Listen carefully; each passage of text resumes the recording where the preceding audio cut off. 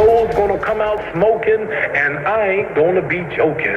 I'll be pecking and a-poking, pouring water on his smoking. Then this might shock and amaze you, but I will destroy Joe Frank. Let me see you close your mouth and just keep it closed. Well, you know that's impossible. No, keep it closed. You know that's impossible. I'm the greatest, and I'm knocking out all bones. And if you get too small, I'll knock you out. Cassius Marcellus Clay. He's young, he's handsome. They know it. He's a poet, a prophet, and many people believe he'll be the next heavyweight champion of the world. I saw Sonny Liston a few days ago, Cassius. Ain't he ugly? He's too ugly to be the world champ. The world champ should be pretty like me. Well, he told me to bet my life that you wouldn't go 3 rounds. Well, if you want to lose your money, then bet on Sonny. Taking Zora Foley too lightly. Why would you say that? Because every indication has been that you're confident that you can beat Zora. I'm confident I can whip all of them. This ain't nothing new. My image has been confident. We're just trying to make it look like something new for. I'm always confident I can whip all of them. You're being extremely truculent. Whatever truculent means, if that's good, I'm that. It's impossible to pick a best of when it comes to the phrases, musings, rantings, and ravings of Muhammad Ali. Suffice to say, we'll be playing these sound bites and many more for generations to come. And one day, one of those still unborn will raise an eyebrow, look at the person playing it back and say, come on, you're kidding, right? This guy really existed? Thankfully, he did, and he will teach us for many years to come. Now, about 1,000 years ago, I was a radio sports reporter for WIOD in Miami, all young and gung-ho. One day, I got a call from Ali's trainer, Angelo Dundee, a gentle soul of a man who took me under his boxing wing of knowledge, even let me get into the ring at the 5th Street Gym to spar with some of his boxers and teach me about the sweet science. Angelo told me that Muhammad was passing through town, and he would make him available for me if I wanted to talk to him. If? Seriously? At the designated time, I was ushered into a room high atop the Omni Hotel near downtown Miami. There were 2 print guys, his lifelong friend and photog, Howard Bingham, and me, the only member of the electronic media, no TV. There was a desk on one wall of the room, and behind it, a smiling but really tired Muhammad Ali. He'd just come back into the States from overseas, and for the life of me, I can't remember if he was promoting anything at the time. Who cared? It was Muhammad Ali, the greatest boxer to ever live and one of the more larger-than-life people in the world. He sat there answering questions. And a few minutes into the interview, he grabbed a pad of paper supplied by the hotel, reached over, took out a pen. He then started signing his name to each page, tearing it off carefully and putting it out in front of him. There were maybe 6 or 7 slips of paper with his signature on it. No one asked why he was doing that, except for this red-headed radio reporter who had a habit of asking questions no one else would dare, still does for that matter. Ali looked at me and with all of his all-knowing smile said, "Kid, that signature's going to be worth millions one day. Millions, I tell you. Call it my gift to you and the rest of our friends who came to greet the greatest of all time."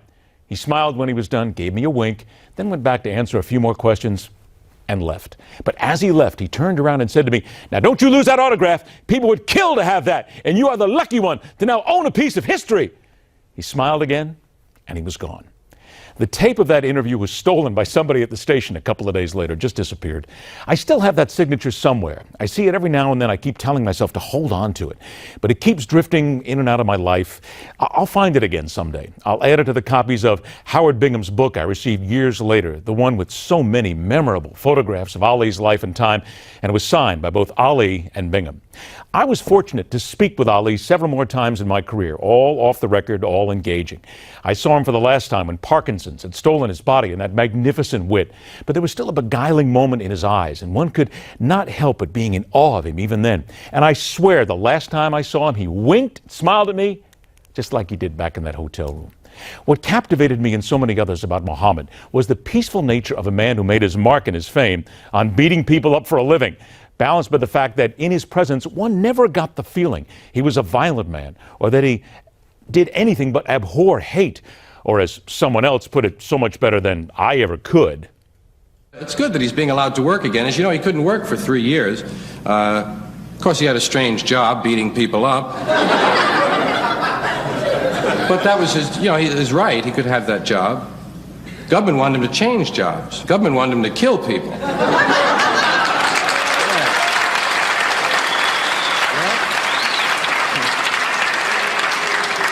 He thought it over and he said, "No, that's where I draw the line. I'll beat him up, but I don't want to kill him." And the government told him, "Well, if you won't kill him, we won't let you beat him up." Not everyone was so approving of Ali and his refusal to go to war. Many did then, and many do now, still see him as unpatriotic. But the difference is Ali was really a peaceful man, never showed any abject hate for anybody. Try to find a time in his life where he spouted anything spiteful, mean, or hateful without it being in a comedic context. It didn't happen. He spent his life showing love, compassion, and seeking to defeat hate in any form, facing it, much like he faced opponents inside the ring. We rightly weep at his passing, but we smile having been there to witness a unique life, the likes of which we will never see again. We will recall an athlete who never backed down from a fight either in or out of the ring, one who stood for what he believed in, no matter the cost, who brought us to our feet to revel in victories, who made us shake our heads at such brashness, and who transcended race at a time when America was being torn apart from within by hateful people who sought only darkness. Muhammad Ali reminds us to this day of a handful of notable sports figures I have met and I've interviewed. They left me in awe of who they were and what they stood for. People such as Sir Edmund Hillary, Billie Jean King, Jack Nicklaus, Mickey Mantle, Don Shula, Rachel Robinson, and more. I interviewed them all. They were all great, but Ali will always be the greatest. Which leads us to this day noting a group of people who should always be called the greatest generation.